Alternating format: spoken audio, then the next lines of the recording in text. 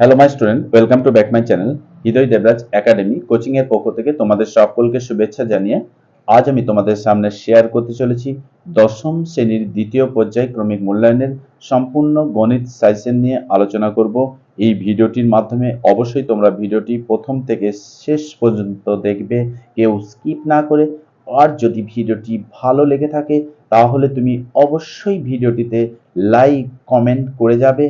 আর যদি কেউ এই চ্যানেলে নতুন হয়ে থাকো তাহলে অবশ্যই তুমি চ্যানেলটিকে সাবস্ক্রাইব করে রাখো এবং তোমার আরো বন্ধু বান্ধবীদের মধ্যে শেয়ার করে দাও, যাতে চ্যানেলটিতে তারা উপকৃত হয় এবং আরো ভালোভাবে রেজাল্ট করতে পারে। তো চলো, আজকে তোমাদের আমি সেই দশম শ্রেণীর দ্বিতীয় পর্যায়ক্রমিক মূল্যায়নের গণিত সাজেশন নিয়ে আলোচনা করার আগে আরেকটা কথা আমি তোমাদেরকে বলে যেতে চাই। সেটা হচ্ছে যে তোমাদের দেখো বিভিন্ন স্কুলের স্যারেরা বিভিন্নভাবে কোশ্চেন করে থাকে। যেহেতু এটা দ্বিতীয় পর্যায়ক্রমিক মূল্যায়ন, তাই আমি বলবো তোমাদের স্যারেরা যেভাবে ক্লাস করিয়েছে এবং যেভাবে তোমাদের ক্লাসে বলে দিয়েছে যে তোমরা এই দাগের এই প্রশ্নটা ভালো করে করো, এই দাগের এই ম্যাথগুলো ভালো করে করো, এই উপপাদ্যটা করবে, পরীক্ষায় আসে বা এটা দেব, তাদেরকে বলবো যে তোমরা সেই সমস্ত স্যারদের কথাগুলো ভালো করে নোট করে রাখো এবং লিখে রাখো। এবং সঙ্গে আমি তোমাদের জন্য যে দ্বিতীয় পর্যায়ক্রমিক মূল্যায়নের সাজেশন ভিডিওটি আপলোড করছি সেটাও তোমরা ভালোভাবে দেখে যাও, তাহলেই তোমাদের রেজাল্ট আশা করি খুব ভালো হবে। তবে আমি একটা কথা বলবো, দেখো বন্ধুরা, তোমাদের অজস্র পরিশ্রম করতে হবে, কঠোর পরিশ্রম করতে হবে।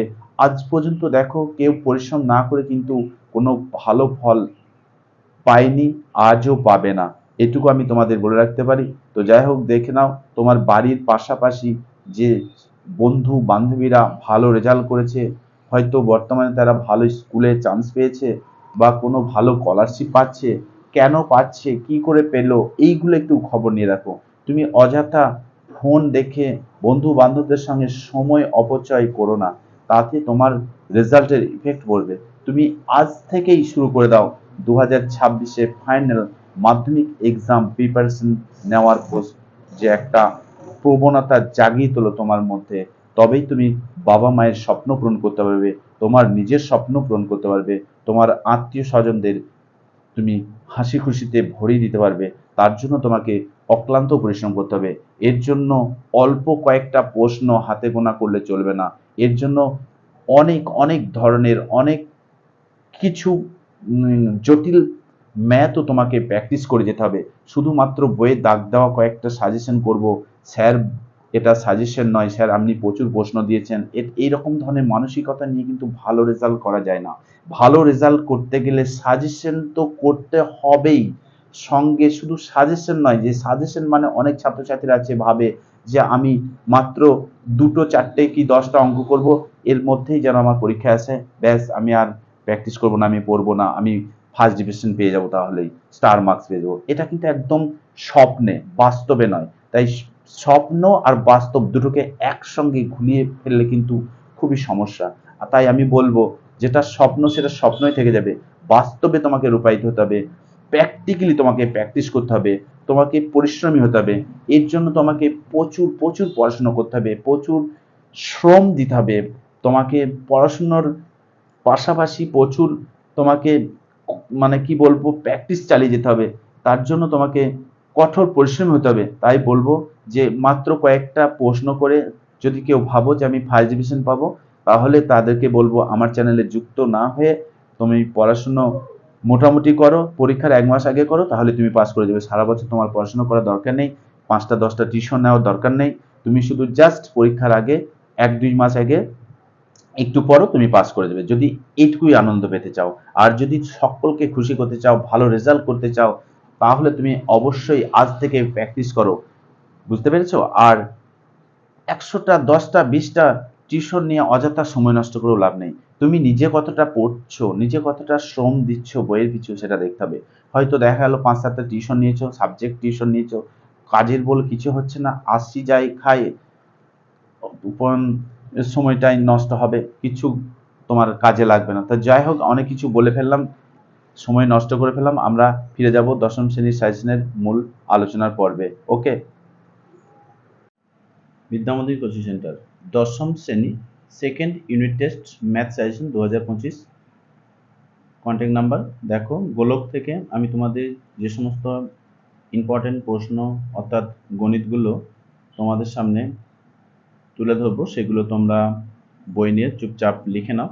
দেখো, পেজ নাম্বার তোমাদের বইতে 180-তে গোলকের আয়তন সূত্র, এটা তোমরা দেখে যাবে আয়তনের সূত্রটা। নেক্সট পেজ নাম্বার 181 থেকে 4, 5 এবং 7 দাগের অঙ্কটা করবে। নেক্সট পেজ নাম্বার 182 থেকে প্রয়োগ 9, 10, 11।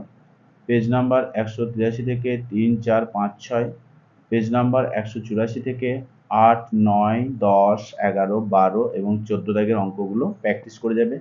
নেক্সট 15 দাগের অল এমসিকিউ এবং শূন্যস্থানগুলো তোমরা প্র্যাকটিস করে যাবে। নেক্সট পেজ নাম্বার 185 থেকে 16 দাগের অল এসিকিউ। নেক্সট ভেদ আমরা চলে আসবো। ভেদ দেখো, 188 পেজের প্রয়োগ 2, 3, 4। পেজ 189 প্রয়োগ 5। নেক্সট পেজ 190 থেকে প্রয়োগ 7, 9, 10। পেজ 191 থেকে প্রয়োগ 11, 12, 13, 14, 15, 16, 17। নেক্সট পেজ 192 থেকে প্রয়োগ 18। পেজ 193 থেকে প্রয়োগ 19, 20, 21। পেজ 194 থেকে প্রয়োগ 22, 23, 24, 25। পেজ 195 থেকে প্রয়োগ 26। পেজ 196 থেকে 3 দাগের 1, 3, 4 দাগের 2 আর 1 এরটা দেখে যাবে। 5 দাগের দেখো 2, 4, 6 দাগের 1, 7 দাগের 2, এছাড়াও 8, 9, 10, 11, 14 অঙ্ক দেখে যাবে। নেক্সট পেজ নাম্বার 197 থেকে 16 এমসিকিউ, 17 দাগের এসিকিউ অল। নেক্সট চ্যাপ্টার অংশীদারি কারবার। এখান থেকে দেখো পেজ নাম্বার 199 এর প্রয়োগ 3, 4, 5। পেজ 200 থেকে প্রয়োগ 6, 7। পেজ 201 থেকে প্রয়োগ 8, 9। পেজ 202 থেকে প্রয়োগ 10, 11। পেজ 203 থেকে 3, 5, 6, 8, 9, 10, 11।